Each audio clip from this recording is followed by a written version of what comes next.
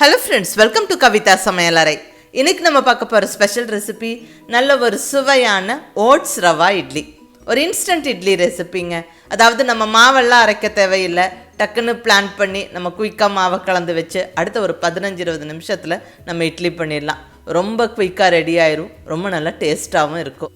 இந்த ஓட்ஸ் ரவா இட்லிக்கு எல்லா விதமான சட்னி சாம்பாரும் நல்ல பொருத்தமாக இருக்கும். இங்கே நான் குயிக் அண்ட் ஈஸியாக செய்யக்கூடிய ஒரு கார சட்னி, ஒரு வெங்காய சட்னியும் ஒரு தேங்காய் சட்னியும் செஞ்சுருக்கேன். அந்த ரெசிபியும் உங்களோட ஷேர் பண்ணிக்கிறேன். இந்த ஓட்ஸ் ரவா இட்லி நல்ல சுட சுட சாப்பிட்றதுக்கு ரொம்ப நல்லா இருக்குங்க. நல்லாவே டேஸ்ட்டாக இருக்கும். ஏன்னா அந்த வெஜிடபிள்ஸ் அந்த தாளிப்பெல்லாம் சேர்த்துருக்கிறங்காட்டிக்கு இன்னொரு இட்லி சேர்த்து சாப்பிடணுன்னு தான் தோணும். அந்த அளவுக்கு ஒரு கம்ஃபர்டபுளான ஒரு டேஸ்டியான டிஃபனாக இருக்கும். ஸோ குயிக் அண்ட் ஈஸியாக நம்ம பிரேக்ஃபாஸ்ட்க்கோ டின்னருக்கோ அழகாக பிளான் பண்ணிடலாம். மிஸ் பண்ணாமல் ட்ரை பண்ணி பாருங்கள். ரொம்ப ஒரு சிம்பிளான ரெசிபி தான். வாங்க ரெசிபி எப்படின்னு பார்க்கலாம். இங்கே ஸ்டவ்வில் ஒரு பேன் வச்சாச்சு. இதில் ஒரு கப் அளவுக்கு ஓட்ஸு சேர்த்துக்கிறேன். இதை ஃபஸ்ட்டு நம்ம ட்ரை ரோஸ்ட் பண்ணி பொடிச்சுக்கணும். ஸ்டவ்வை மீடியம் ஃப்ளேமில் வச்சுக்கிட்டு பொறுமையாக வறுத்து விடுங்க. நல்ல ஒரு 1-2 நிமிஷத்தில் வறுப்பட்டுரும். அதாவது நல்ல சூடாக்கி வாசனை வரும். அந்த ஸ்டேஜ் வரைக்கும் நம்ம வறுத்துக்கணும்.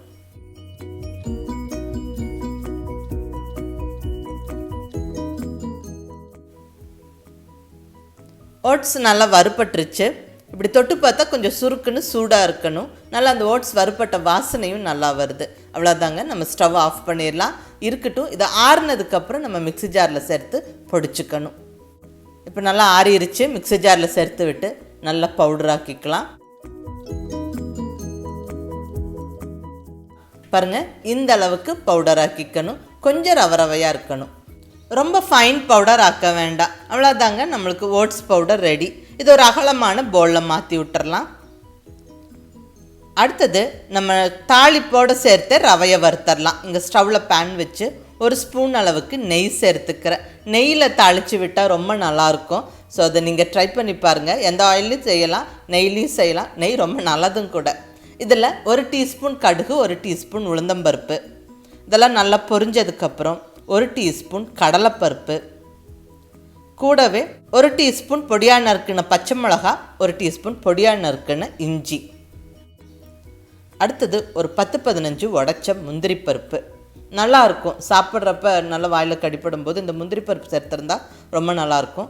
ஸோ முடிஞ்ச வரைக்கும் சேர்த்துக்கங்க. கூடவே கொஞ்சம் கருவேப்பிலையும் சேர்த்தாச்சு. நல்லா வறுத்து விட்டுருவோம்.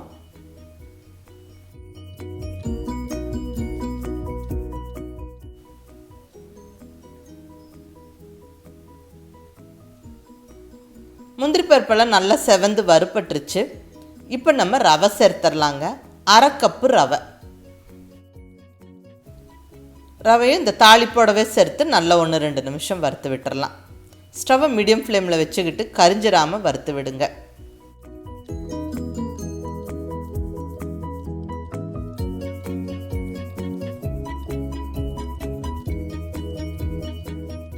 பாருங்கள், ரவை நல்லா வறுப்பட்டுருச்சு. இனி நம்ம ஸ்டவ்வை ஆஃப் பண்ணி விட்டுறலாம்.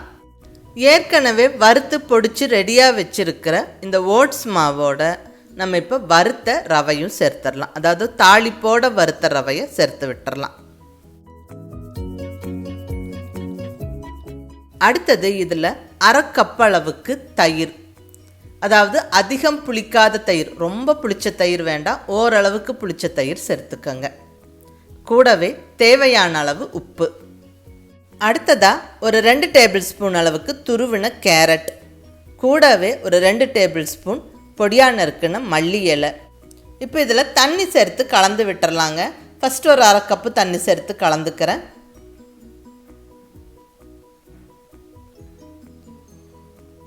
கூடவே இன்னொரு 1/2 கப்பு தண்ணியும் சேர்த்துக்கிறேன். மொத்தமாக 1 கப்பு தண்ணி சேர்த்துக்கிறேன். நம்ம இட்லி மாவு பதத்துக்கு மாவை கலந்துக்கணும். பாருங்கள், ஃபஸ்ட்டு கொஞ்சம் இந்த மாதிரி லூஸாக கலந்துக்கங்க. அதுக்கப்புறம் தட்டு போட்டு மூடி எடுத்து ஊற வைக்கலாம். ஒரு 10-15 நிமிஷம் ஊறினதுக்கப்புறம் இன்னும் கூட கொஞ்சம் கெட்டியாகும். அதுக்கப்புறம் நம்ம இன்னும் கொஞ்சம் தண்ணி விட்டு நம்ம அட்ஜஸ்ட் பண்ணிக்கணும். இப்போ மாவு கலந்து ஒரு 15 நிமிஷம் ஊற வச்சு நம்ம ஓப்பன் பண்ணியிருக்கிறோம். மாவு பாருங்கள் கெட்டியாக இருக்குது. அதாவது அந்த ரவை தண்ணியை இழுத்துக்குச்சு. நம்ம இதில் இன்னும் கொஞ்சம் தண்ணி விட்டு கலந்துக்கணும். அதுக்கு முன்னாடி இட்லி நல்ல சாஃப்ட் அண்ட் ஃப்ளஃபியாக வர்றதுக்கு இங்கே 1 டீஸ்பூன் அளவுக்கு லெமன் ஃப்ளேவர் ஈனோ சேர்த்துக்கிறேன். இது நல்ல சாஃப்ட் அண்ட் ஃப்ளஃபியாக இட்லி வரும், நல்லதும் கூட. அதாவது குக்கிங் சோடா சேர்க்கறதுக்கு பதிலாக ஈனோ சேர்க்கறது நல்லது. குக்கிங் சோடா வேண்டான்னு விருப்பப்படுறவங்க ஈனோ சேர்க்கலாம். குக்கிங் சோடா சேர்க்கிறதா இருந்தால் 1/2 டீஸ்பூன் சேர்த்துக்கோங்க. இது வந்து ஃபைனலாக தான் நம்ம சேர்த்துக்கணும். இப்போ இந்த ஈனோ சேர்த்து விட்டு கூடவே இன்னும் கொஞ்சம் தண்ணி விட்டு நல்லா கலந்துடலாங்க. அதாவது இட்லி மாவு பக்குவத்துக்கு நம்ம மாவு இருக்கணும், ரொம்ப லூஸாக இருக்கக்கூடாது. பாருங்கள், இந்த அளவுக்கு இருக்கணும். இப்போ மாவு ரெடி. இப்போ நம்ம இதை இட்லி தட்டில் விட்டு வேக வச்சிடலாம். இங்கே இட்லி தட்டை நான் ரெடி பண்ணி வச்சுருக்கிறேன். அதாவது இந்த இட்லி தட்டு குழிகளில் எண்ணெய் தடவி அதில் கொஞ்சம் கேரட், கொத்தமல்லி இலை, ஒரு முந்திரி பருப்பும் வச்சுருக்கிறேன். இதெல்லாம் வந்து ஆப்ஷனல், வேணும்னா செஞ்சுக்கலாம், இல்லைன்னா ஸ்கிப் பண்ணிவிடுங்க. பட் நல்லாயிருக்கும், நல்லா சாப்பிட்றதுக்கு இன்ட்ரெஸ்டிங்காக இருக்கும், நல்லா அழகாக இருக்கும். நீங்கள் அதை ட்ரை பண்ணி பாருங்கள். இப்போ இட்லி பிளேட்ஸை நம்ம ஃபில் பண்ணி விட்டுறலாம்.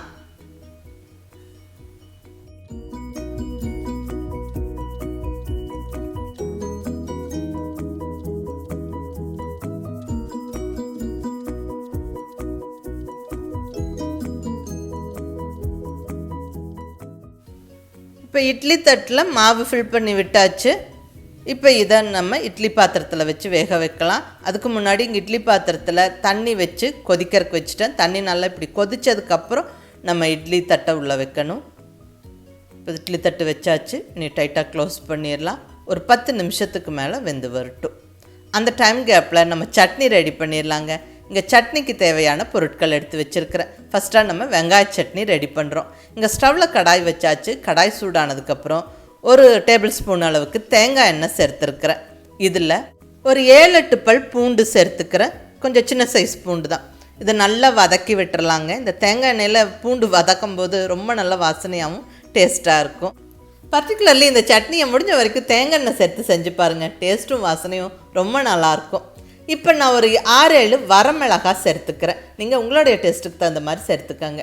கூடவே ஒரு சின்ன துண்டு புளி, ஒரு சின்ன நெல்லிக்காய் சைஸ் புளி நல்லா வதக்கி விட்டுட்டு இப்போ வெங்காயம் சேர்த்துடலாங்க. நல்ல 2 பெரிய வெங்காயம் ரஃபாக கொஞ்சம் பெரிய பெரிய பீசஸாகவே கட் பண்ணி சேர்த்து போட்டு நல்லா வதக்கிடலாம். இந்த வெங்காயம் நல்லா கொஞ்சம் கலர் மாறுற வரைக்கும் வதக்கணும்.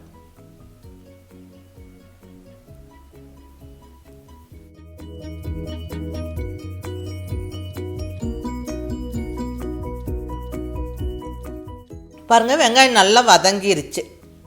இனி நம்ம ஸ்டவ் ஆஃப் பண்ணி ஆற விட்டுறலாம். ஆறினதுக்கப்புறம் உப்பு சேர்த்து அரைச்சிக்கணும். ரொம்ப ஒரு ஈஸி குயிக் சட்னிங்க.